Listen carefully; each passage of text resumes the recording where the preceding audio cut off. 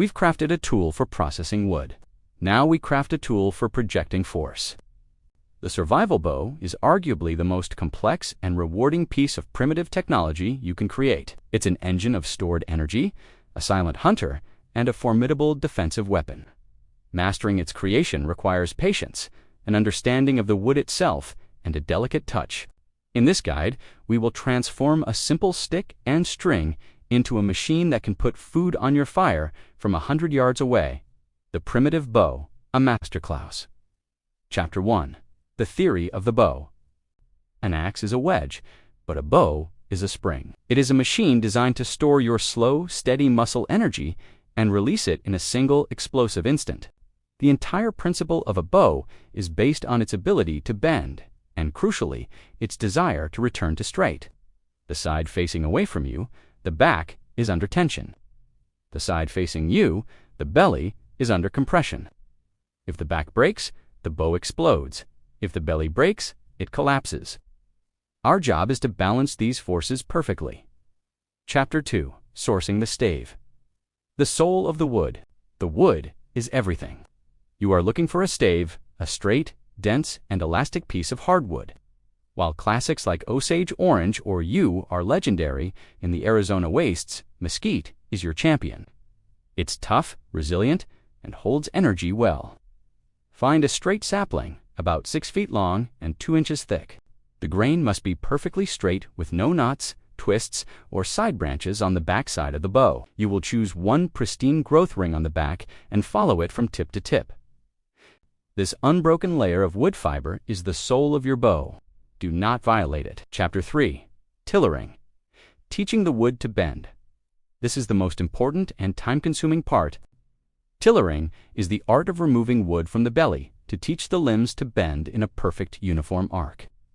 First, we shape the bow's profile, leaving a thick, stiff handle area that does not bend.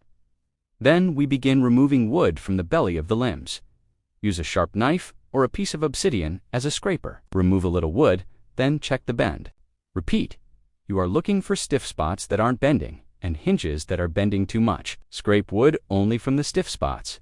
Check the bend constantly on a tillering tree, a notched post that holds the bow as you draw the string. This is a conversation between you and the wood. Listen to what it tells you. Rushing here will break your bow and your heart. Chapter 4. The string and knocks. Containing the power, the string must be strong and have very little stretch. The best material from the wasteland is sinew, harvested from the back of a deer, or strong fibers from a yucca plant. We will use a reverse twist method, twisting bundles of fibers together so they form a cord that is stronger than its individual parts. The string knocks, the grooves that hold the string, must be carved carefully into the sides of the bow tips. Never carve into the back of the bow. This will sever the power fibers and guarantee a failure. The knocks should be smooth, angled grooves that guide the string into place. Chapter 5. Arrow crafting and final touches. A bow is useless without ammunition. An arrow must be perfectly straight, lightweight, and stable. In our environment, the dry stalks of desert arrowweed or reeds are ideal. The back of the arrow needs fletching, 3 feathers, ideally from a hawk or turkey, to provide drag and keep it flying straight.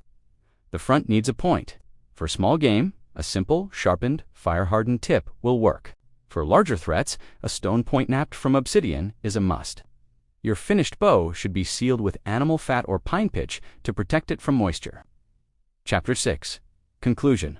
The Wasteland Engine. Do not be discouraged if your first bow breaks or your second. This is a master-level craft. But once you succeed, you have created a complex engine of survival. It is a silent hunting tool and a defensive weapon. You have turned a stick and a string into a machine that can save your life. If this masterclass helped you, like the video and subscribe for more. That is the ultimate expression of Wasteland wisdom.